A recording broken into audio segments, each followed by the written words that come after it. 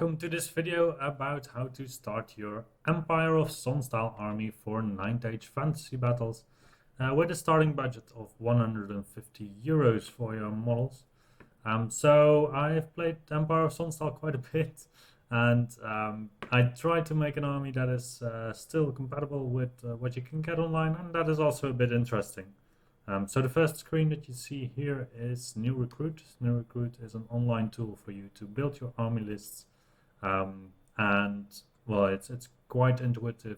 You can just select different units, select the different options that you want to put on it. You can find all these rules back in the rule books of 9th Age, but it's a software that is updated quite a lot, so it works pretty well. And you can just build your list using this software. You can also get a condensed view of the list. So in this case, I made this list. It's quite an infantry heavy list because, well, you're going to need your infantry with Empire of Sonnstahl in the end anyway. So there's a couple of builds in Empire where you don't really need that much infantry, but generally you're looking looking at quite a lot of infantry that you need. What do we have in the army? We have a basic setup of a general and a BSB. This is one style to play Empire, is to just get your general and BSB quite lightly and just have them backfield to just keep your discipline, keep them safe, and not do that much with them. We have an Inquisitor as a bit of a wild card. I think this is an amazing piece to just play with a repeater pistol as well. But once you get into why this is really interesting, you get to know the army a bit more. We have some wizards for some magic support for the army. Empire is really about just getting everything you can everywhere, so that includes magic support. I think playing Empire without magic is kind of difficult, but you could do it. One of the characters has the Locket of Sana. This is an Empire-specific artifact that really sets the tone for the faction. So this one is really useful in a duel where you switch the stats of your opponent. So your meager wizard in a duel is going to be possibly a very impressive demon, for example, if you're facing a demon, that is. So this is going to be the setup for your characters. Then we have a lot of infantry. The parent support system in Empire is actually one of the strongest mechanics in the game, I would say, as long as you find a way to play efficiently with it. But then again, your opponent also has to fall into the traps that you can set up. So we have a big block of heavy infantry with spears. They have spears because of the models that we're gonna get mostly. We have support units also with spears. Ideally, I would just not give them the spears, but then again, the models have the spears. 9th Age allows you to just play units.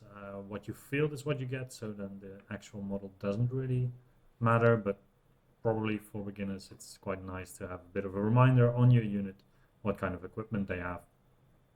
Then we have light infantry with crossbow and handgun, so you can get a bit of a taste for what you prefer. We have Imperial Guard, which is also one of the unique units in Empire. And then we have a cannon and a rocketeer to round it out. So I think it's, in the end, quite a defensive list, to be honest. You could also play it a bit more offensively, but that is a bit more tricky, but it is possible. But just to get started with this type of army, I think this is a great way to start your Empire collection, because you're going to need all of this infantry eventually. Anyway, and a cannon and a rocketeer are always convenient as well. So for this collection, we are going to select the Warlord Games Pike and Shot Landsknecht Starter Army. This one checks in at 121 euros. It gives you 96 Landsknecht pikemen, so that is going to be your heavy infantry core, so parent and support units. 24 plastic Landknechts with Zweihanders, which are these greatsword models basically. Then we have 24 plastic Landsknechts with crossbow or arquebus, which are the light infantry with the crossbow or the handgun. Then you have a metal Handbuchse light gun crew. So this is going to be your rocket battery entry. It might not really look like a rocket battery, but then again, with a beginner army, sometimes you have to do what you can get. 4 metal officers, so this is going to be your assortment of characters. I don't know if I can properly zoom in here, but I can zoom in on this one. I hope. Here we go. So yeah, so you did, one of them is going to be your general, one of them is going to be your battle standard bearer. You can also take one of the guys from the units as your battle standard bearer, if you just make the banner a bit different. And then for the wizards, I would actually suggest to just take any of the models and just model them in a way that it is credible that they are a wizard. Since they're all plastic kits, it's going to be quite easy to customize them and to adjust them a bit. So I am confident that you will be able to figure out how to make a wizard out of one of these models at least. Yeah, so that's, and then this guy with the pistols is going to be your Inquisitor quite likely. You could also go for this guy. It's basically as you want. So the only thing that we're missing here is a cannon basically for the army. Well, Warhall Games has a lot of different cannons to choose from. This is, as an example, the Demi-Culverin cannon. It's 25 euros, so we stay below the limit of 150 euros for the entire army. You're going to get a cannon, basically, including the crew. And yeah, that's going to be it. So that's going to be the army as a whole. We can have a look at how it looks on the table using Warhall. So Warhall is a software, I'll put the link in the description, that you can use to just basically browse around how your army looks. You can also play online games against opponents. It's quite intuitive, and well, it doesn't include the rules of 9th Age in a very locked manner, but it can give you all the profiles if you have the premium version. Otherwise you would have to look in the books, but then you can still just move around your units quite freely. There's all kinds of different options to measure stuff, to measure angles. It's very intuitive to play, and I'm really grateful for it, to be honest.